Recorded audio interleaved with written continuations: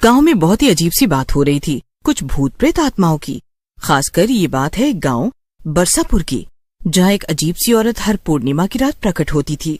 लोग कहते थे कि वो चूड़ियां बेचने आती है। कोई नहीं जानता था कि वो कहाँ से आती थी और कहाँ चली जाती थी। ये बहुत रहस्यमयी था। आज भी पूर्णिमा की रात है, कितना सुंदर चांद निकला है। ठंडी हवा बह रही थी और गांव की गलियां सन्नाटे में डूबी थी।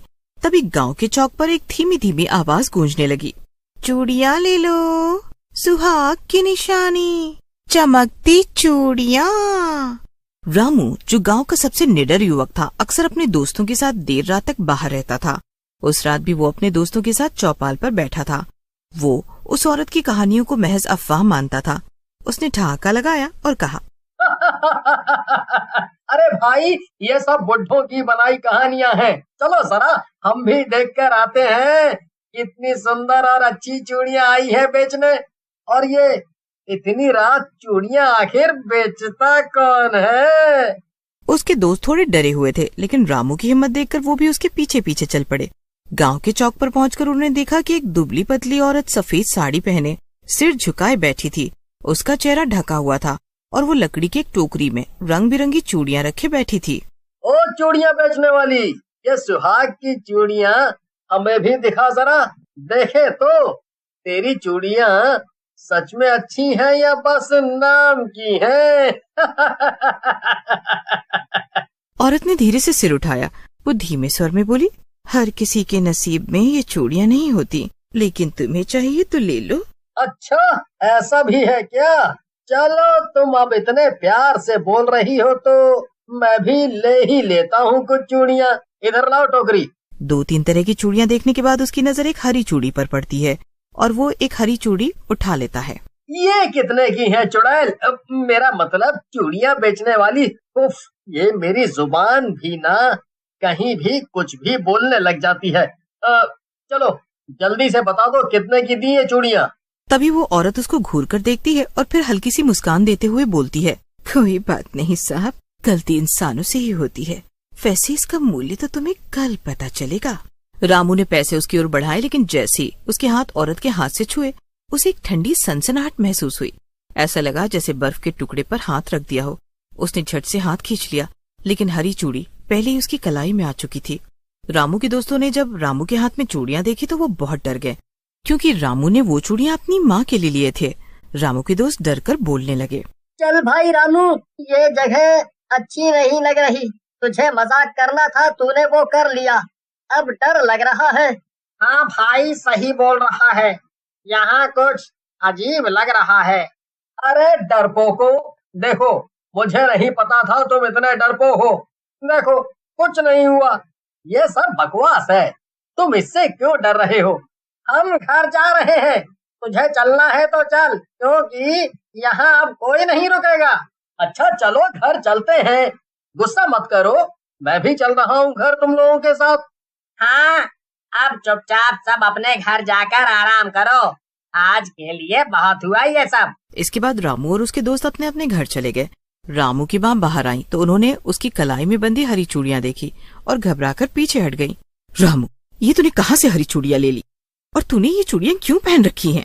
माँ, ये मैंने आपके लिए ही लिया था, लेकिन पता नहीं कैसे ये मेरे हाथ में आ गई।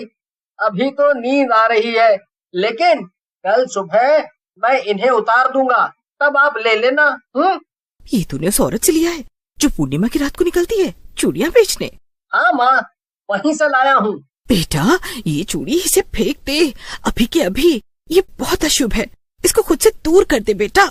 रामू अपनी माँ की बात सुनकर चुप नहीं रह पाता और एकदम से जोर से हंसने लगता है और हंसकर कहता है, क्या माँ, आप भी शुरू मत हो जाओ अब। माँ, ये बस एक चूड़ी है, देखो, तुम खुद देखो क्या भूतिया है इसमें। तुम भी इन कहानियों पर विश्वास। भगवान करे तुझे कभी कुछ ना हो। इतना बोलकर माँ अपने रूम में जाकर सो जाती है और इधर रामू भी गहरी नींद में सो जाता है। लेकिन उस रात रामू को अजीब से सपने आने लगे। उसने देखा कि वो हरी चूड़ियां बेचने वाली औरत उसके कमरे में खड़ी है और वो इतनी भयानक लग रही है मानो चुड़ैल। वो चुड़ैल उसको घूरती है और बस इतना बोलती है, आज तो चूड़ी खरीदी थी, वो चूड़ी पहन ही ली, तो अब सुहागिनों के लहू से इसे सजाना भी तो होगा। रामू चीखते हुए उठ बैठा। रामू उसे उतारने की कोशिश करने लगता है, लेकिन चूड़ी उतरती ही नहीं। जब वो उसको ध्यान से देखता है तो अरे ये तो मेरी त्वचा से चिपक गई है। अब रामू को भी डर लगने लगता है। तभी सुबह हो जाती है और सुबह होते ही गांव में हड़कंप मच गया। पता चला कि रामू के दोस्त मोहन का शव गांव के कुएं में मिला है और उसकी कलाई पर भी हरी चूड़ी पाई गई है।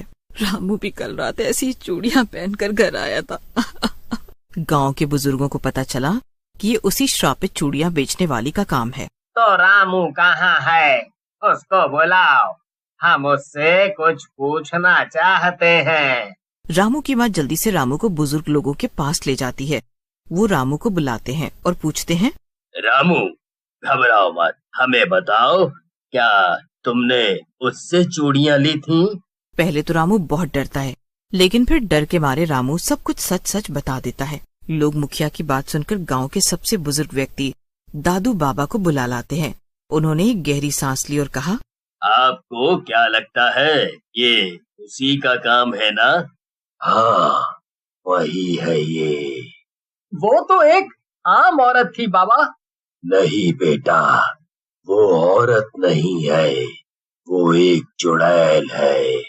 और ये कोई आम चुड़ैल नहीं, ये बहुत पुरानी चुड़ैल है। इसका नाम मंगला है। बरसों पहले की बात है। इसी गांव में एक गरीब विधवा रहती थी। वो चूड़ियां बेचकर अपना गुजारा करती थी, लेकिन गांव के कुछ दुष्ट लोगों ने उसकी सारी चूड़ियां तोड़ दी। जब तक वो आवाज उठाती, उन दुष्ट लोगों ने उसे डायन कहकर जला दिया। लेकिन मरने से पहले उसने श्राप दिया कि जब भी मैं पूर्णिमा की रात को आऊंगी और जो उसकी चूड़ियां पहनेगा या उसका मजाक बनाने में साथ देगा, उसकी मृत्यु निश्चित होगी। गांव के लोगों ने तय किया कि पूर्णिमा की रात वे चुड़ैल का अंत करेंगे। वे सब गांव के चौक पर इकट्ठे हुए और हनुमान मंदिर में अखंड ज्योति जलाई। जैसे ही रात बढ़ी, हवा तेज हो गई और फिर वही जैसा उन्होंने सोचा था, ठीक वैसा ही हुआ। रात होते ही आवाज आने लगी, चूड़ियां ले लो, सुहाग की चूड़ियां, रंग बिरंगी चूड़ियां, अच्छी अच्छी प्यारी प्यारी कांच की चूड़ियां। तभी सारे गांव वाले मिलकर तेज तेज हनुमान चालीसा का पाठ करने लग जाते हैं। तभी अचानक हवा और आंधी के झोंके के साथ वो चुड़ैल प्रकट होती है। उसकी आंखें अंगारों की तरह जल रही होती है। वो गुस्से में चीखी, मुझे कोई नहीं रोक सकता। जिसने मेरी चूड़ियां ली वो मरेगा और अब इस रामू की बारी है। मैं इसको कतई नहीं छोड़ूंगी। वो रामू की तरफ बढ़ती है। तभी दादू बाबा उस पर भगवान हनुमान का सिंदूर फेंकते हैं, जिसे डालते ही चुड़ैल चिल्लाने लगती है, तेरा समय पूरा हो चुका है मंगला। अपने पापों की सजा भुगत और इस गांव को छोड़ दे।